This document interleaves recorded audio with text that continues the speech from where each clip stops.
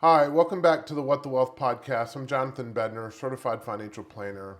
Today I want to talk a little bit about having that giver's mindset, that philanthropic kind of heart, and how that can impact your lives and others, and how we plan for that through a financial planning lens. A couple years ago, I had a client, and this came up recently because we did an annual review with them. But a couple years ago, this client had an unexpected inheritance come, pretty significant, about $1.5 million.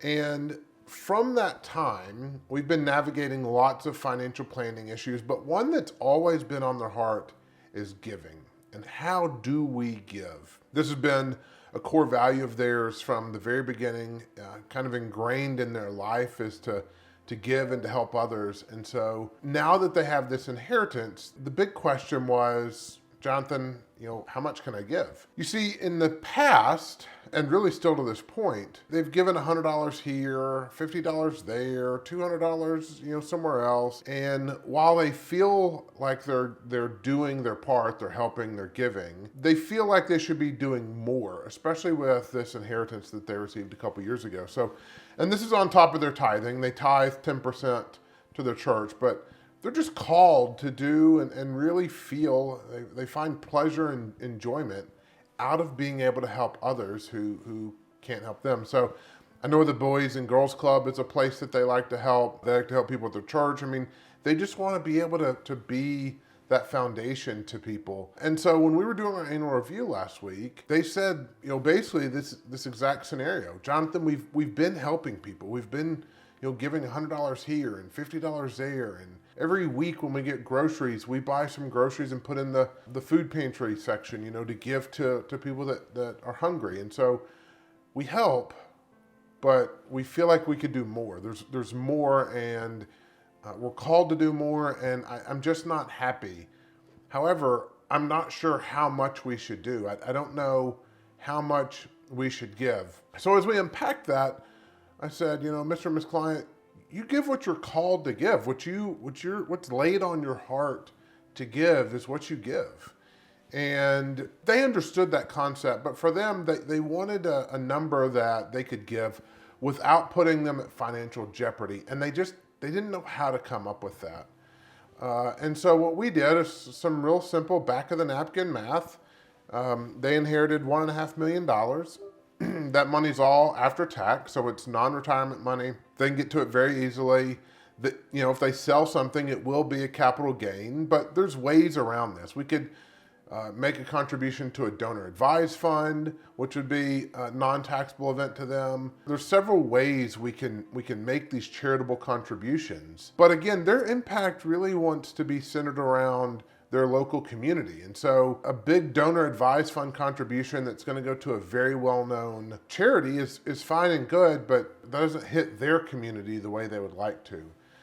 And so what I suggested was, let's just take our pen to paper and let's do some math. On this $1.5 million account, if we take 2%, we're going to clip 2% in dividends off of this. And while dividends aren't guaranteed, we've got a pretty good track record of companies that are paying these dividends, and we feel good about their likelihood that they'll continue to pay. But again, if one doesn't pay or one cuts or whatever, it's not going to be in the world. So we ran this 2% number. We multiplied the 2% by the $1.5 million, and that tells us that we can spend $30,000 a year pretty comfortably giving and helping others in their community. So instead of giving them a $50 tip or buying someone $100 of groceries, they can make some bigger impactful gifts now. They could buy someone who really needs a car, a $10,000 car.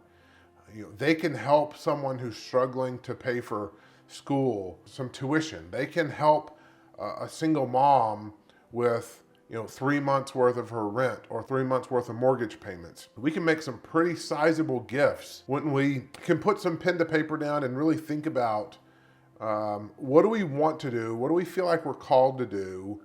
And how can we fit this into our financial plan without derailing our long-term retirement? These clients are still working, so there's still some questions around what do we need to do kind of for this last mile from now until the next 5 or 6 years until they actually choose to retire. But we want to go ahead and start making these charitable gifts now. And so it's really easy just to sit down and have an open, honest conversation with each other. I can guide and make recommendations, but I got to have some feedback on, really what are you trying to accomplish? We have hundreds of clients that we serve, and while there's some similarities interwoven between each client or their households, every story is actually different. And so what might be good for one client might not necessarily resonate totally with another client. And so taking some of these strategies and implementing them gives this client the confidence that we're still on track to retire. That's not going to derail our long-term vision, our long-term plan.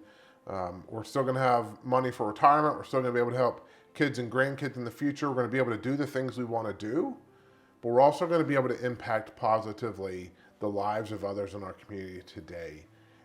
And so it's really, really incredible. It's really, really humbling to be part of these conversations with people who realize that, they probably have enough, and not knowing what the future holds, taking a little risk and investing back in the people in their community. And so you got someone that spends, I have no idea how much they spend, probably $1,000 a year, in random $50 and $100 placements. And now they're going to be able to make a really huge impact on people around them. And it's contagious. It makes you appreciate their hearts and their souls and them as human beings, because their drive and their passion is to be the rock and the foundation for others who may not have that. So really humbling, really encouraging to see, and just another example of the ways that we help people do and implement financial planning in their lives so that they can make those decisions and make them with confidence. So that's all for this podcast. Thank you for tuning in. Thanks for listening. Have a wonderful day. Be confident in your retirement.